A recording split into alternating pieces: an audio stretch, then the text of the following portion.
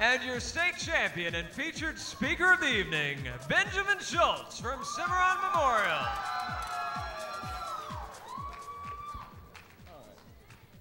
Oh, wow. Okay, now I get to speak to you guys. All right. Well, as you know, the topic for Public Speaking 2 was we had to speak on one or more of the 9 FBLA goals. So, to get my start, I went online and I did my research. And let me tell you, it's without a doubt how come Future Business Leaders of America is such a great organization. I have personally gained a better understanding to see why everyone who is involved is so successful and continues to grow and make our world a better place. Now, there were 3 goals that stood out to me. The first goal had to do with the continued improvement of home, business, and community. The second goal was the development of character, citizenship, and patriotism. And the last goal that stood out was the efficient money management.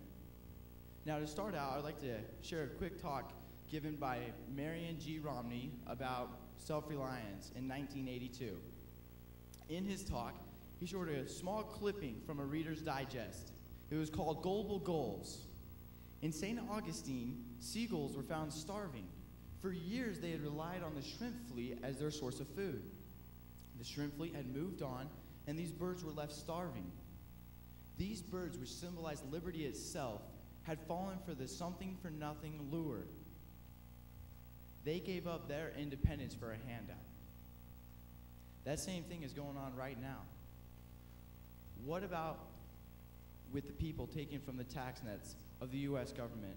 What happens when they run out? What happens about the next generation? What happens about our generation?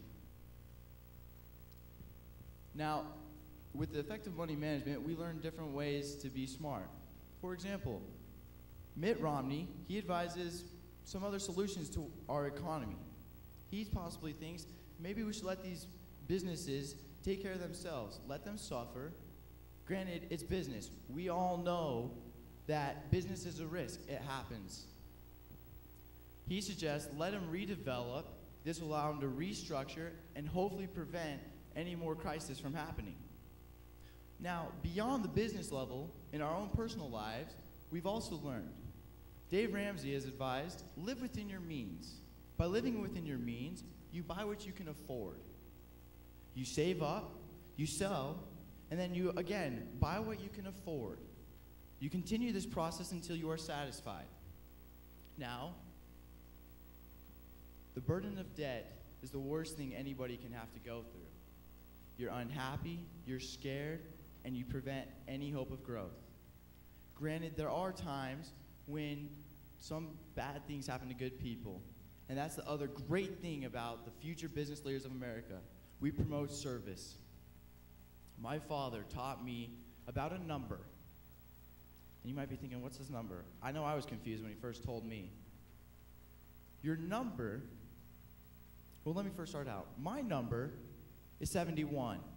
And all of you who remember Isaac, our state board, his number is 68. And how about Tootie Bird, who spoke for us the first morning? Her number's 58. So now I'm sure you're all thinking, what is this number? Now, the size of the number is insignificant, but what you do with that number is what it all comes down to. Your number is merely the measure in inches from fingertip to fingertip. That is your number. But what you do with your number, the service you give, is what makes the world go round. We all partake in the March of Dimes. We help out with other projects such as canned food drives or clothing drives. Mother Teresa once said, "Kind words can be easy to speak, but their echoes are truly endless." It could be as simple as going up to somebody and saying, "I love your smile. You bring warmth to the room. That's a great outfit. You're a good speaker. You have helped me become where I am today." Now, FBLA has taught us all how we can become the future business leaders of America. And I encourage all of you to take your chance to go to the next level, to use your number, and to remember what you've learned. Thank you.